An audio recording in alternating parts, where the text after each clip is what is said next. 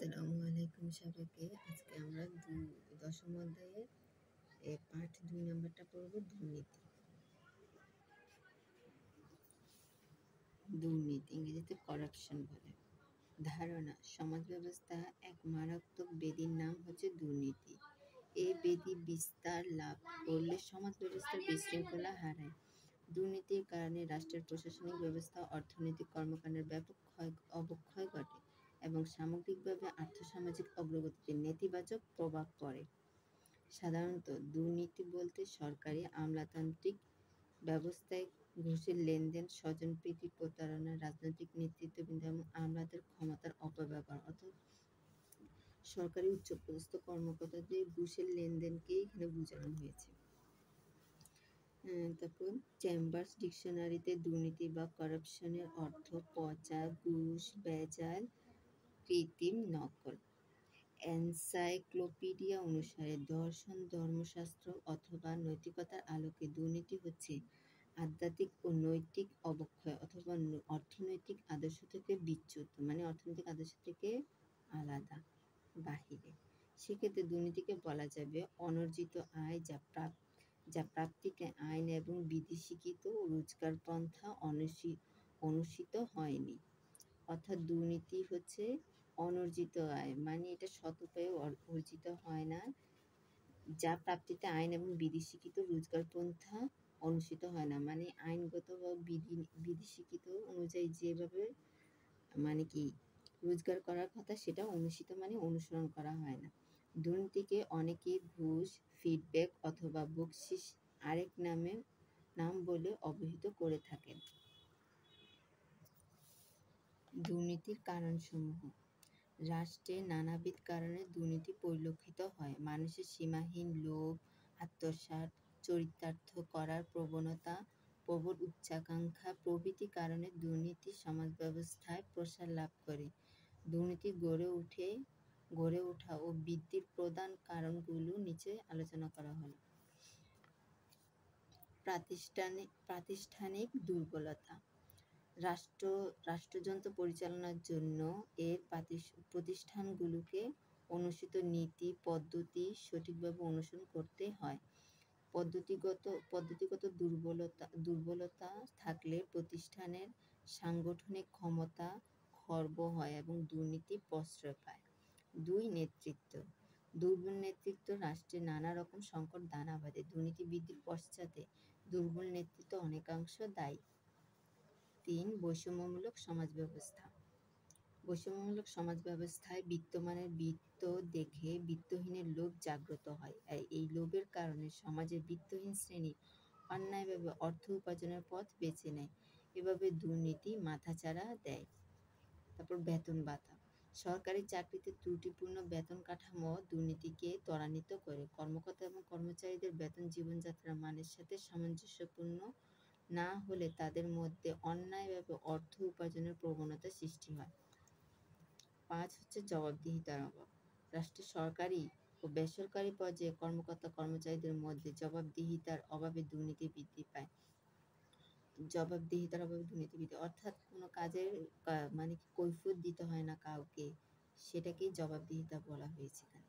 স্বাধীন বিচার ব্যবস্থার অভাব: স্বাধীন ও নিরপেক্ষ বিচার প্রক্রিয়ার অভাবে রাজনীতিবিদ, প্রশাসন বিভাগ বিচারিক প্রতিষ্ঠানগুলোকে নিজেদের স্বার্থে ব্যবহার করে থাকে। এতে দুর্নীতির ব্যাপক বিস্তার ঘটে। নৈতিক মূল্যবোধের অভাব: নৈতিক মূল্যবোধের অভাবে সমাজের সকল স্তরের সদস্যদের মধ্যে দুর্নীতির প্রবণতা লক্ষ্য করা যায়। ধনী হওয়ার প্রতিযোগিতা: ইদানিং অল্প সময়ে কম পরিশ্রমে সহজে ধনী হওয়ার অশুভ মানসিকতা সমাজের অনেক সদস্যদের মধ্যে লক্ষ্য করা যায়। এই অশুভ তৎপরতা সমাজে দুর্নীতি বিস্তার ঘটায়।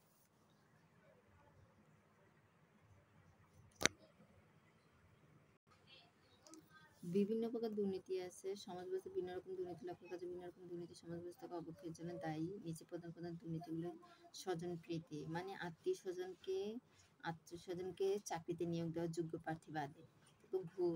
ঘুষের বিনিময়ে চাকরিতে না দেয়, এটা আমরা একটু পড়ি। সরকারি বেসরকারি পর্যায়ে বিল পাশের ক্ষেত্রে উৎকোচ বা ঘুষ আদান প্রদান প্রচলিত দুর্নীতি বলে বিবেচিত। বৈধ অবৈধ যে কোনো কাজে ঘুষ লেনদেনের সংস্কৃতি সর্বজন স্বীকৃত। ভারতের শান্তারাম কমিটি 1962 সালে ঘুষকে স্পিড মানি হিসেবে উল্লেখ করেছেন। ঘুষ লেনদেনের মাধ্যমে আইন শৃঙ্খলা রক্ষাকারী বাহিনী এবং বিচার ব্যবস্থা, ভূমি ব্যবস্থা ইত্যাদি কলুষিত হয়। তারপর আত্মসাৎ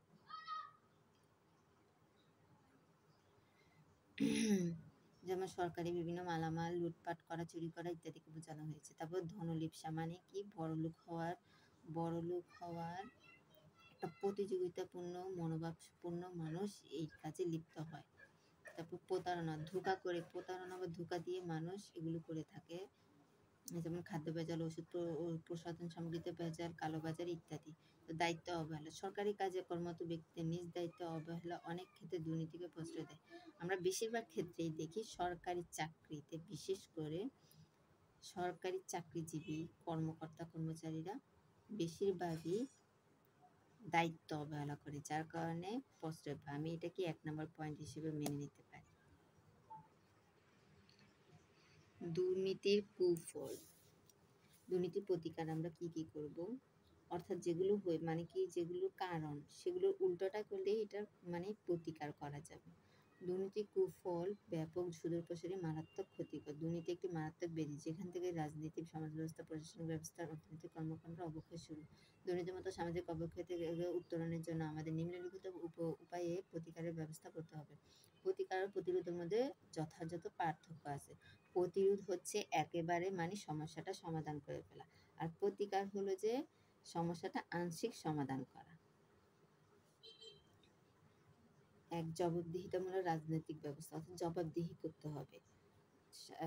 2 হচ্ছে স্বাধীন বিচার ব্যবস্থা, অর্থাৎ বিচার ব্যবস্থাকে সরকারের তিনটি অঙ্গ, একটি আইন বিভাগ, শাসন বিভাগ, বিচার বিভাগ। এই বিচার বিভাগকে স্বাধীনতা দিতে হবে।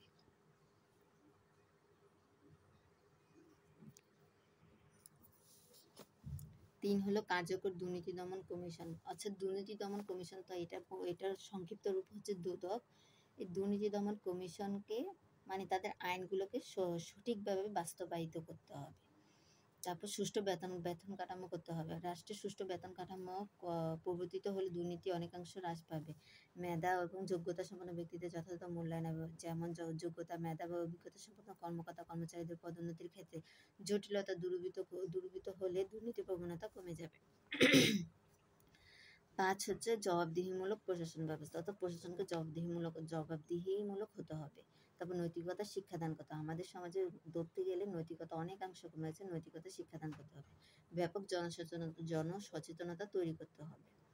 তারপর কঠোর আইনের ব্যবস্থা করতে হবে। কঠোর আইনের ব্যবস্থা করলে হবে না, এটার বাস্তবায়নও করতে হবে, না হলে সম্ভব নয়। প্রচার মাধ্যমের ভূমিকা, প্রচার মাধ্যম এখানে সংবাদ মাধ্যমকে বোঝানো হয়েছে। সমাজ থেকে দুর্নীতি প্রতিরোধের জন্য গণমাধ্যমের ভূমিকা অপরিসীম। প্রচার মাধ্যমগুলো দুর্নীতি বিরোধী প্রচারণা, সংবাদপত্রে বিশেষ করপত্র ইত্যাদি প্রচার করে জনগণের মধ্যে দুর্নীতি বিরূপ প্রভাব উপস্থাপন করে দুর্নীতি প্রতিকার করা সম্ভব।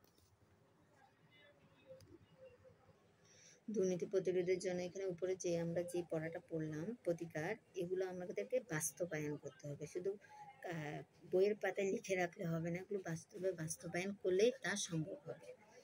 ক্লাসটা কেমন লাগবে আপনারা জানাবেন, আমাদের ফ্রেন্ডস সার্কেলের মাঝে শেয়ার করে দেবেন। আল্লাহ হাফিজ।